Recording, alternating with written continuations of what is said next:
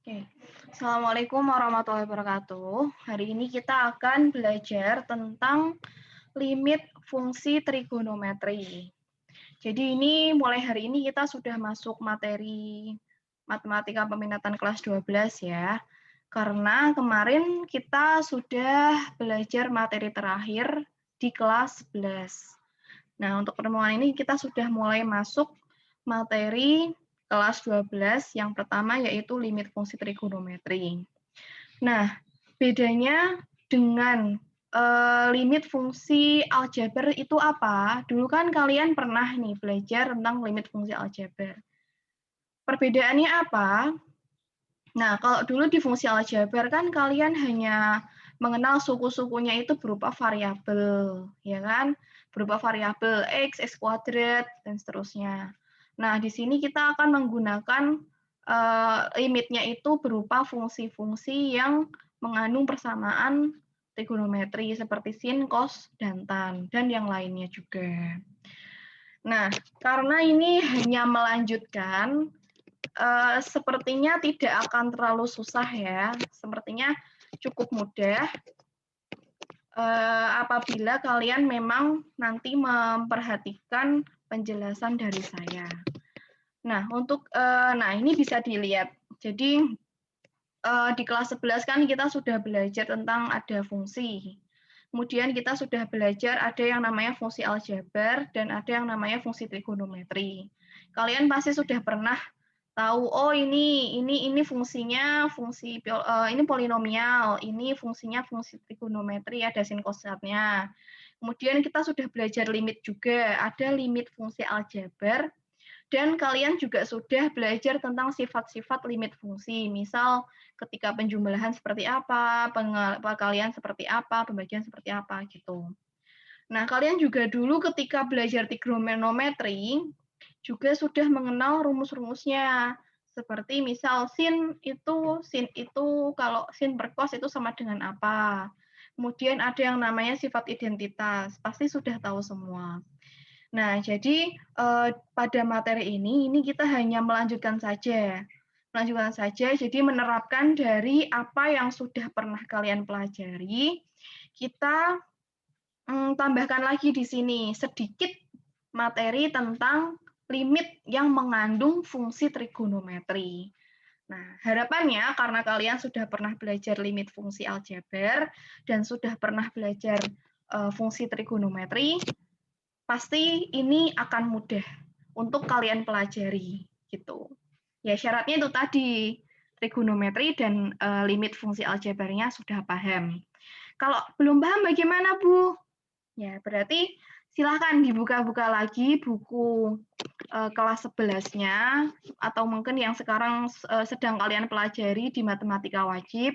Silahkan dipelajari betul-betul karena dalam matematika hampir semua materinya itu saling berkaitan. Kalau tidak yang sebelumnya masih bingung, ya bisa jadi nanti malah kesulitan di depannya. Jadi kalau memang, oh sepertinya saya kurang nih di bagian materi ini di trigonometri, coba saya buka lagi. Kalau sin 30 nilainya berapa ya? Sin 60 berapa ya? Nah, itu coba dibuka-buka kembali. Nah, kemudian pada limit fungsi trigonometri ini kita akan belajar 4 hal ini. Yang pertama adalah yang pertama substitusi langsung seperti pada limit fungsi aljabar. Ini yang paling mudah ya. Kemudian ada rumus dasar fungsi trigonometri. Ini juga mudah karena hanya yang penting kalian tahu bentuknya, ini sudah bisa menyelesaikan. Kalau pemfaktoran, ini juga mudah, hanya butuh sedikit ketelitian, harus jeli. Ini yang bisa difaktorkan yang mana gitu. Yang terakhir ini menyederhanakan rumus trigonometri. Nah, kalau menyederhanakan ini sangat-sangat mudah kalau kalian bisa hafal rumusnya. Jadi pastikan nanti ketika ada rumus trigonometri yang sama dengan berapa sin 2A tambah 2B itu nanti nilainya sama dengan apa. Silakan itu nanti dihafalkan supaya nanti ketika mengerjakan limit fungsi trigonometri itu kalian lebih mudah gitu. Itu. Nah, sekarang kita akan lanjut. Kita akan langsung masuk ke ini ya. Penyelesaian ini kegiatan pertama yaitu tentang limit fungsi trigonometri. Nah, ini tujuannya diharapkan kalian dapat menjelaskan arti limit fungsi trigonometri di suatu titik. Bisa lah. Bisa. Jadi pasti bisa. Ini limit itu berarti ada kalau limit kanan dan kirinya ada dan sama. Itu ya, itu yang kemarin kita pelajari di rumus fungsi aljabar, limit fungsi aljabar, dan itu masih berlaku juga untuk limit trigonometri ini. Nah, seperti yang sudah kita jelaskan tadi, akan ada beberapa metode untuk menyelesaikan limit fungsi aljabar. Nah, yang pertama adalah ini, metode substitusi langsung. Kalau substitusi langsung, berarti kita langsung mensubstitusikan nilai pada ini X-nya, X mendekati berapa, ini langsung kita substitusikan. Ini, misal fx, X mendekati A, berarti nilai A-nya itu langsung disubstitusi ke nilai X-nya. Jadi apapun nilai X-nya itu diganti dengan A. Sama, kalau trigonometri juga sama. Ini misal kita punya limit sin 2X di sini. Kalau limit sin 2X, nah kalau menggunakan metode substitusi langsung ini, berarti nilai X-nya itu langsung kita ganti. Di sini kan X-nya mendekati pi per 4. Pi per 4 berapa ya? Masih ada yang ingat? 1, 2, 3, 4, 5, 6, 7, 8, 9, 10. Nah, pi per 4. Pi itu kan 180, ya kan? Pi itu 180. Berarti kalau berarti kita bisa langsung disubstitusikan ke sini. Sin 2 pi per 4. Berarti kita ganti, berarti ini berarti sama dengan sin 2 pi per 4. Ya kan? Dikalikan. Nah, pi itu tadi 180. Berarti 2 kali 180 dibagi 4 berapa? Berarti nilainya sama dengan 360 dibagi 4, 90. Nah, jadi nilainya adalah 90. Nah, sekarang masih ingat kalian nilai sin 90 itu berapa? Yap, sudah ada ya. Gampang. Jadi, ya nilai sin 90 adalah 1. Gitu. Nah, untuk penulisannya diingat kembali, ini masih berlaku sama seperti ketika di limit fungsi aljabar. Ini limit tulisan ini limit X mendekati berapa ini harus tetap kalian tuliskan ketika ketika belum disubstitusikan. Nah, ketika di sini sudah disubstitusikan berarti ininya tidak usah ditulis. Ya. Di sini kan tidak ditulis nih di sini. Di bagian yang sudah disubstitusikan ini sudah tidak ada tulisan limitnya karena itu tadi sudah ketemu lah ibaratnya. Itu. Nah, sekarang kita untuk nomor 1 mudah ya. Kita hanya mensubstitusikan saja lalu mengganti nilainya jadi menentukan nilai sesuai dengan sin-nya ini. Sin 90 berarti 1 nilainya. Sekarang yang nomor 2. Nomor 2 kita coba. Di sini kita punya limit tan 3x plus 2. Nah, kalau kita substitusikan secara langsung, berarti kita langsung mengganti nilai nilai X-nya dengan 3pi per 4. Nah, nih kita langsung substitusikan ke sini. Limitnya tidak usah ditulis. Limit X mendekati 3pi per 4 tidak usah ditulis. Jadi langsung tan 3 ini dikali, karena sudah disubstitusi, berarti jadi 3pi per 4 plus 2. Ini nggak masuk ya, jadi nggak, 2-nya ini di luar tannya, karena tidak ada kurungnya. Kalau ada kurungnya, nah berarti ini 2-nya ini termasuk berada di dalam tan ini. Tapi karena tidak ada kurungnya, berarti ini tidak masuk di dalam tan. Jadi kita hanya menghitung yang ini dulu, yang di dalam tannya dulu. Berarti 3 kali 3pi per 4. Kalau 3pi itu berarti berapa ya? 3 dikali 180. Berapa itu? Ding, ding, ding, ding, ding, ding, ding. 3 kali 180 berarti 1, 2, 3, 4, 5, 6, 7, 8, 9, 10. Nah, berarti hasilnya adalah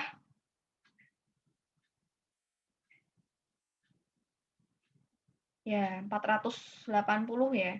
540 dikali 3 dibagi 4. Nah, ketemu nilainya sama dengan, mungkin kalau kalian hitung nilainya bisa jadi lebih dari ini. Oh yuk kita hitung bareng. Ini sedikit mengingatkan juga untuk ini, untuk sudut yang lebih dari 360. Berarti kalau tadi berapa? 180 dikali 3, 180 dikali 9 hasilnya adalah 180 dikali 9.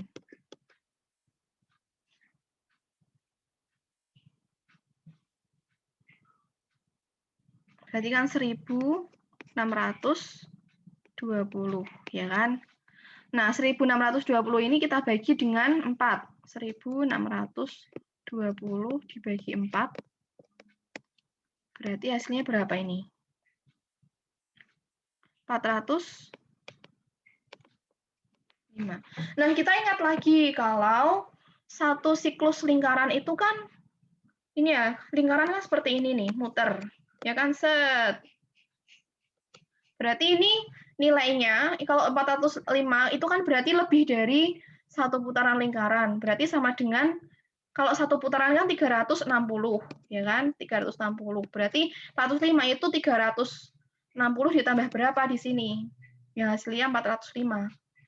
Hasilnya kan berarti sama dengan 4 ditambah 45, ya kan? Nah, jadi berarti nilai tannya ini, nilai tan 405 itu sama dengan nilai tan 45 gitu. Jadi kita cari nilai dari tan 45 itu berapa. Nilai tan 45 berarti nilai tan 45 adalah 1, ya kan? Nah, berarti kita tinggal jumlahkan saja, berarti 1 ditambah 2 sama dengan 3. Sehingga diperoleh nilainya adalah 3 gitu. Gitu. Jadi inilah kenapa kalian perlu coba deh buka-buka lagi materi kelas 11-nya yang tentang trigonometri supaya ini tadi tidak bingung kalau ada soal yang seperti ini. Ini kan tadi termasuk mudah nih.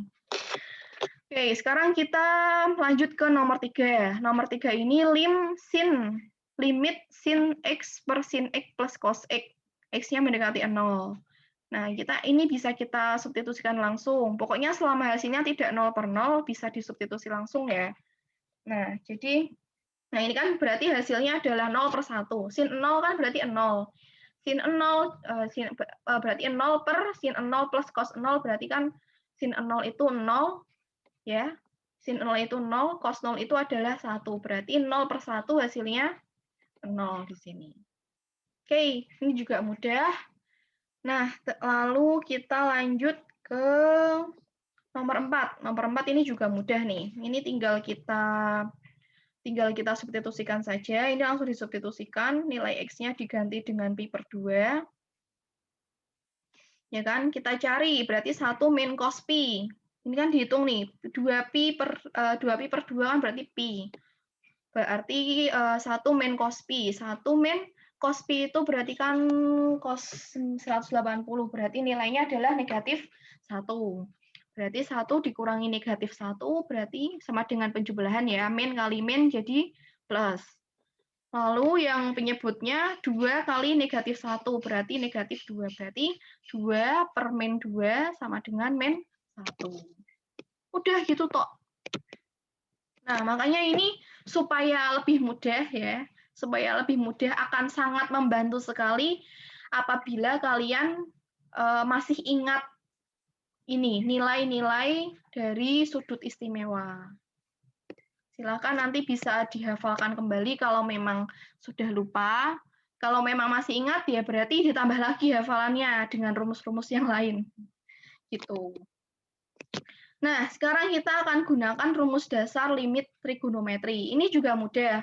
Ini pokoknya kalau yang ini, yang rumus dasar limit fungsi trigonometri ini, yang penting kalian tahu bentuknya saja. Kalian hafal bentuknya saja. Ini berlakunya, nih kalau kalian perhatikan di sini ada 8 ya, tapi sebenarnya hanya rumus dasarnya itu hanya ini saja, hanya ada 2 saja. Bukan, ada 4 aja. Jadi yang paling penting adalah kalian ingat aja kalau sin AX per BX itu nilainya adalah A per B. Ya kan? Kemudian kebalikannya, kalau penyebutnya yang AX per sin BX itu nilainya juga A per B. Jadi kalian cuma lihat ini, koefisiennya aja yang di depan X. Kalian lihat saja koefisien yang di depan X. Jadi sin A per X per BX, sin AX limit dari sin AX per BX, X-nya mendekati 0. Ini dengan catatan ini loh ya, X-nya harus mendekati 0. Nah, ini nilainya adalah A per B, bukan AX, tapi A per B. Gitu. Nah, kebalikannya juga kalau misalkan penyebutnya yang AX, kemudian pembilangnya yang AX, penyebutnya yang sin BX, ini berarti nilai limitnya juga sama, berarti AX per B gitu. Lalu kalau tan juga sama seperti tadi. Kalau limit tan AX per BX, X-nya mendekati 0, maka diperoleh limit trigonometrinya adalah ini, AX per B. Jadi kalian ingat-ingat aja bentuk 4 ini, 4 yang utama ini. Kemudian nanti untuk yang sisanya itu tinggal mengikuti aja. Jadi, kemudian kalau yang terakhir ini kebalikannya dari yang atasnya. Kalau tadi kan tan AX per BX, sekarang AX per tan BX. A per B, berarti nilai limitnya adalah A per B. Ini ya, limitnya harus mendekati 0. Gitu. Nah, kalau yang limit 4 sisanya ini sebenarnya adalah penerapan dari 4 rumus ini saja. Gitu. Jadi pokoknya misal ada tan per tan, berarti tan per tan ya, berarti tinggal koefisien X-nya saja. Di sini berapa? Kalau sin juga, sin per sin atau sin per tan, itu juga nilainya tinggal menyesuaikan koefisiennya saja. Dengan catatan bentuknya seperti ini. Jadi kalian ingat-ingat bentuknya saja. Gitu. Oke, lanjut ya. Nah, ini silahkan. Nah, ini contohnya nih seperti ini nih. Saya kira udah latihan. Oke, ini silahkan. Nah, ini contohnya seperti ini. Jadi misal ada sin 2x per 3x, limit sin 2x per 3x, x-nya mendekati 0. Nah, jadi berarti limitnya adalah 2 per 3. Dapatnya dari mana, Bu? Ya, ini sebenarnya diperoleh dari definisi limit yang dulu pernah kalian pelajari ketika belajar tentang limit fungsi itu, limit fungsi aljabar. Sebenarnya asalnya dari situ, tapi untuk sekarang, untuk yang limit fungsi trigonometri ini, kalian gunakan saja dulu, nanti ada masanya kalian akan belajar ini, kalau memang dibutuhkan. Misal nanti ada yang melanjutkan ke matematika ketika kuliah. Tuh. Oke, ini juga. Nah kemudian ini. Nah, ini nomor 2 juga ya. Limit 2x per sin 3x. X-nya mendekati 0. Nah, berarti nilai limitnya adalah 2 per 3. Jadi tinggal koefisiennya saja. Koefisiennya yang penyebut dibagi koefisiennya yang bukan. Koefisien pembilang dibagi koefisien yang penyebut. Ini juga nomor 3. Tan 5x per 3x. X-nya mendekati 0. Berarti nilai ini fungsi trigonometrinya adalah limit fungsinya 5 per 3. Ini juga sama, nomor 4. Limit 2x per tan 6x, x-nya mendekati 0. Berarti nilainya sama dengan 2 per 6. 2 per 6. 2 per 6 itu bisa disederhanakan menjadi 1 per 3. Gitu. Oke, nomor 5. Nomor 5 ini ada tan. Ini tan ya, tadi yang saya bilang. Tan 2x per tan 5x. Nah, ini karena sama-sama tan, jadi kita masih bisa memberlakukan ini tadi. Masih berlaku, berarti nilainya adalah 2 per 5. Nah, kalau yang nomor 6 ini gimana? Nah, nomor 6. Limit tan 5x dikurangi tan 3x per 3x. X-nya mendekati 0. Dulu ketika belajar tentang limit fungsi aljabar, kita kan ada rumus nih. Kalau misalkan ada sifat yang kalau misalkan ada penjumlahan atau pengurangan limit, pada limit itu berlaku ada dua fungsi yang limit dijumlahkan, berarti bisa berlaku limit fx limit fx kan berlaku ini ya. Saya tulis aja deh. Misal limit fx min gx x-nya mendekati 0 kan berlaku limit fx x mendekati 0 min limit gx x-nya mendekati 0 kan berlaku seperti ini. Nah, ini juga bisa kita terapkan pada soal ini, pada limit fungsi trigonometri. Gitu. Jadi sehingga kita peroleh seperti ini. Nah, jadi bisa kita pecah menjadi limit tan 5x per 3x dikurangi x-nya mendekati 0, dikurangi limit tan 3x per 3x, x-nya mendekati 0. Berarti kita hitung dulu limit yang pertama. Berarti limit tan 5x per 3x, x mendekati 0 adalah 5 per 3. Dikurangi limit tan 3x per 3x. Berarti kan x-nya mendekati 0, berarti nilai limitnya adalah 3 per 3. Sehingga tinggal kita kurangi, 5 dikurangi 3 adalah 2. Gitu ya. Gitu. Jadi kalian nggak usah bingung kalau ada bentuk yang kayaknya rada aneh. Itu sebenarnya bisa jadi kalian sudah pernah belajar tapi belum pernah diterapkan. Makanya tidak familiar. Karena itulah pentingnya berlatih. Apalagi kalau matematika itu kalian lihat aja tuh nggak akan mudeng. Kalian baru bisa paham ketika kalian mencoba mengerjakan. Ini dan sepertinya apapun pelajarannya itu pasti seperti itu ya. Bahkan fisika, kimia, biologi, apalagi mungkin juga yang belajar bahasa Jawa, bahasa Indonesia itu juga akan seperti itu. Kalian bisa paham itu kalau sudah mencoba, dan semakin kalian mencoba, kalian akan semakin pintar, semakin pandai, semakin menguasai. Itulah bedanya orang yang ahli dan amatir. Itu sih. Sekarang kita coba yang ini. Ini kan berlaku, kita masih punya sifat perkalian ya, sifat perkalian pada limit. Ini juga bisa kita terapkan di sini. Pada soal yang ini, yang pertama misalkan limit x sin 5x per 3x tan 2x, x mendekati 0, itu bisa kita ubah. Ini kan perkalian. Kalau perkalian pada limit juga bisa dipecah juga kan. Kita juga punya sifat kalau limit fx kali gx, x mendekati 0, berarti sama dengan limit fx, x mendekati 0, dikali limit gx mendekati 0. Jadi ini tinggal kalian, berarti boleh dipecah seperti ini. Dilimitkan sendiri-sendiri boleh. Dan ini masih berlaku juga tadi dengan sifat yang tadi. Berarti yang pertama ini, berarti limit x per 3x, x mendekati 0, berarti ini kan difaktorisasi dulu. X-nya saling membagi, saling eliminasi, berarti diperoleh 1 per 3.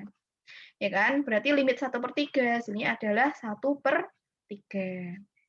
Kemudian ini dikali dengan limit sin 5x, x mendekati 0, tan limit sin 5x per tan 2x, x-nya mendekati 0. Nah, ini kita bisa gunakan rumus tadi. Langsung saja koefisiennya yang atas dibagi koefisien yang penyebut. Berarti 5 per 2. Sehingga 1 per 3 dikali 5 per 2, hasilnya adalah 5 per 6. Gitu. Masih sama. Ini yang selanjutnya. Ini ada bentuknya agak-agak sepertinya menyeramkan, Bu, aneh. Nah, ini ternyata bisa kita ubah juga. Ingat ya, kalau ada kuadrat itu berarti sama dengan, berarti sebenarnya bilangan itu atau fungsi itu dikalikan sebanyak 2 kali. Kalau pangkat 3 berarti dikalikan sebanyak 4 kali. Ini juga sama. limit 2 sin kuadrat 2x per 3x kuadrat x mendekati 0 sebenarnya bisa kita jabarkan menjadi limit 2 sin 2x dikali sin 2x. Berarti sin 2x-nya dikalikan 2 kali, sebanyak 2 kali. Tuh. Jadi nggak usah bingung kalau ada bentuk yang kok sepertinya aneh ya, Bu. Ini sebenarnya bisa jadi sebenarnya mudah, tapi kamu nggak tahu aja. Gitu. Makanya harus banyak tahu. Penting itu. Nah, ini kan berarti bentar, ini saya kurungi sedikit.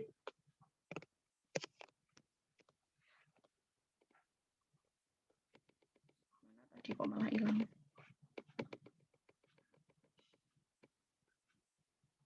Nah, ini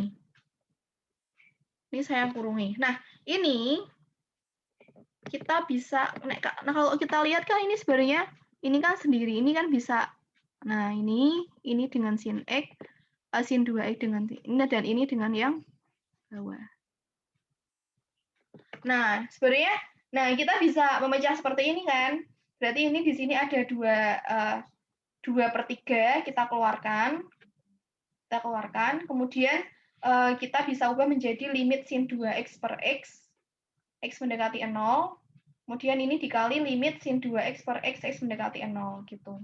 Jadi kalau dalam satu perkalian seperti ini tetap masih berlaku sifat limit yang perkalian. Kalau ada perkalian fungsi, yang limit dari perkalian fungsi berarti bisa dipecah. Sama aja limit dari fungsi A dikali dengan limit fungsi B. Ini masih seperti itu. Kalian nggak usah bingung, gampang kok. Nah, berarti tinggal kita gunakan rumus tadi. Berarti ini 2/3, ini ya yang depan, yang koefisiennya. Kemudian ini sin 2x per x, berarti limitnya menjadi 2/1. Kalau tidak ada koefisiennya, berarti nilai koefisiennya adalah 1, kan gitu.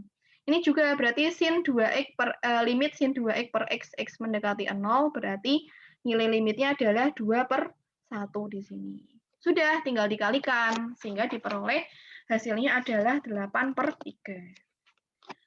Seperti itu. Jadi ini tadi rangkuman cara menyelesaikan limit fungsi trigonometri pada pembelajaran pertama ini. Jadi bisa dengan 2 cara. Yang pertama tadi dengan menggunakan dengan cara substitusi dan pemfaktoran. Kalau pemfaktoran ya berarti tinggal disederhanakan aja, kan gitu. Itu ya. Sepertinya cukup mudah dan cukup mudah dipahami juga.